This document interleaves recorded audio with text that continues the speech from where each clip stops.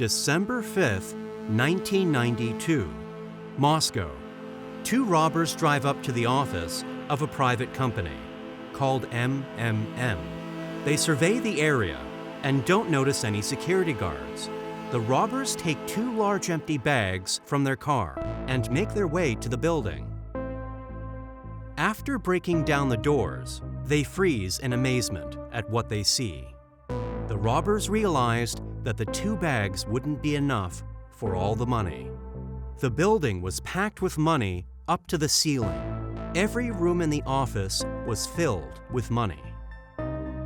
The robbers noticed that the alarm had gone off, so they hurried and within 15 minutes had completely filled the car with money and disappeared. A few minutes later, security arrived. They noticed that the office had been robbed and immediately called the company owner, Sergey Mavrodi. He woke up from the call and began listening to the concerned security guards. They reported the theft, but no one could say exactly how much money was gone, as the office was still packed to the brim with money. It was almost impossible to notice if any amount was missing. Dissatisfied, Mavrodi told them not to disturb him at night over such trivial matters. This was because he had many more offices just like this one. By rough estimates, his warehouses stored about 1/3 of Russia's total budget. This is a story about how an ordinary mathematician robbed 15 million Russians of $80 billion.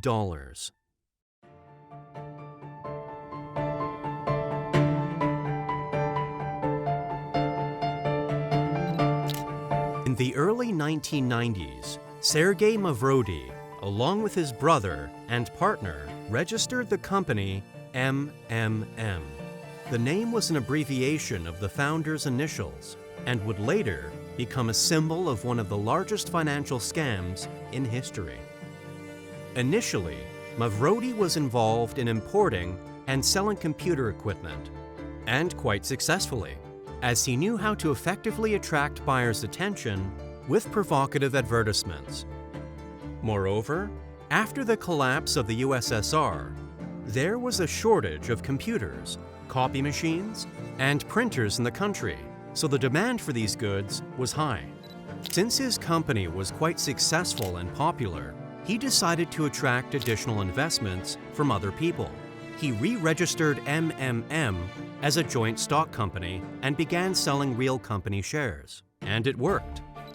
People started buying shares of his company, hoping that it would soon bring large profits.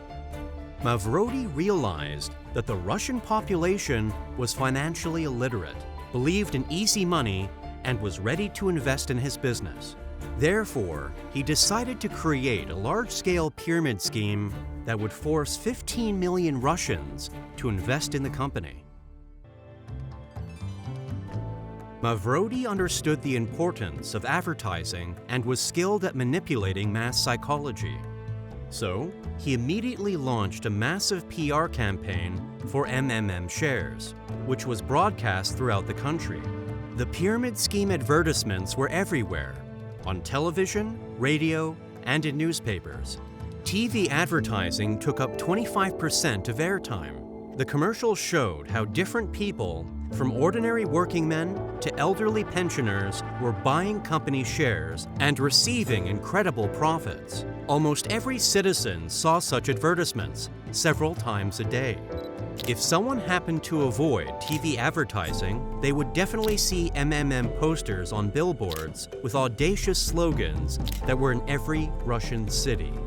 To gain even more public trust and create an image of a successful company, Mavrodi even organized days of free metro rides for everyone. The poor population couldn't get enough of such generosity and believed in the success of the company and its owner. How did the MMM financial scheme work? The organization offered to buy shares at attractive prices, then promising fantastic returns. The company's success was explained by the simple principle of a pyramid scheme. New investors' money was used to pay those who invested earlier. As the amounts involved grew larger, the company paid its investors large sums, although there was no real economic activity behind it. Shares with a nominal value of 1,000 rubles, issued in paper form, began selling on February 1, 1994. But essentially, these were just colored paper without any legal obligation. The shares quickly grew in value following the principle, today they're worth more than yesterday. Over time, the shares grew 127 times in value. People literally saw money growing in a matter of days. This became a strong motivation for attracting consistent new clients who wanted to get rich. So, MMM offices opened in every major Russian city, where citizens could buy even more shares. Mavrodi turned into a real messiah for ordinary people. Public love was off the charts. Once he even bought airtime on New Year's Eve on one of the opposition TV channels and greeted the population instead of the country's president. As John Kennedy said, ask not what your country can do for you, ask what you can do for your country. Happy New Year. The MMM company became so popular that it symbolized hope for a better future. So millions of people blindly brought all their money to the organization. But all the company's activities were now under threat.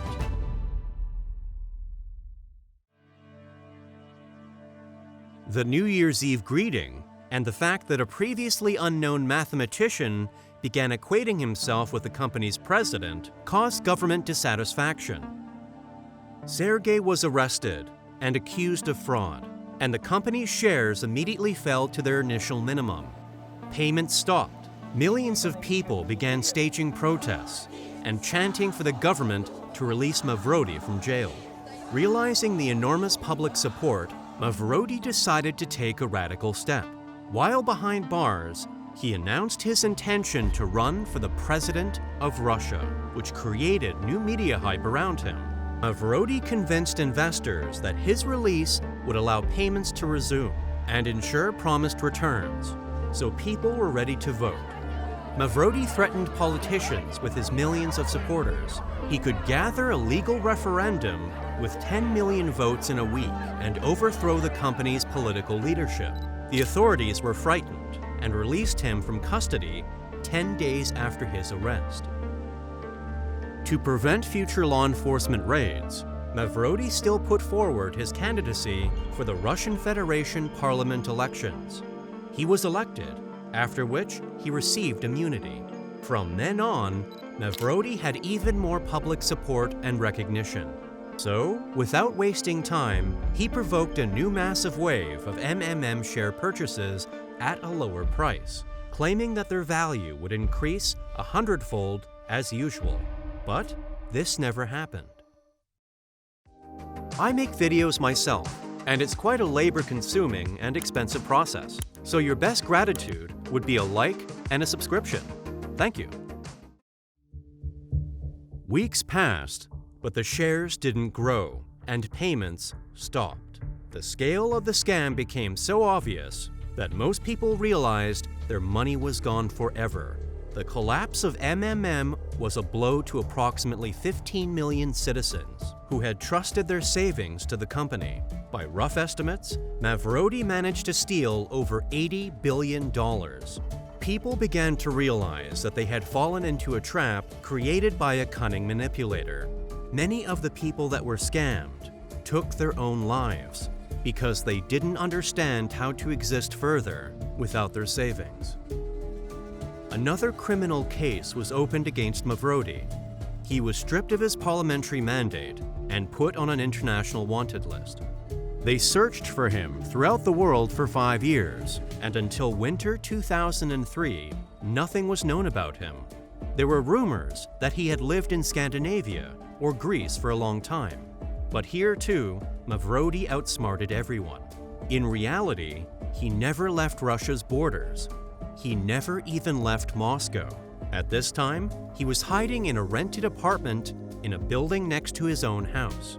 During this time, he developed online schemes and financial pyramids, through which he robbed 300,000 Americans and Canadians. But following a tip from someone in his circle, law enforcement finally found Mavrodi, and dozens of premises filled to the ceiling with stolen money.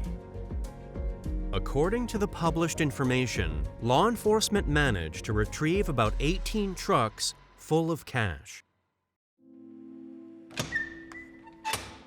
After Mavrodi's arrest and the exposure of the fraud scale, the company finally lost its ability to pay the promised amounts. The Russian government appropriated all of the money and, of course, had no intention of returning the funds to the poor robbed population. Mavrodi was put in prison and a detailed investigation began. Year after year, he was kept behind bars, and no one could say exactly how many more years of imprisonment he would be sentenced to. So, Sergey initiated a divorce from his wife so that she wouldn't wait for him and could live her happy life further. Although his wife was against it, Sergey insisted on the divorce and gave her about $5 million from his secret accounts.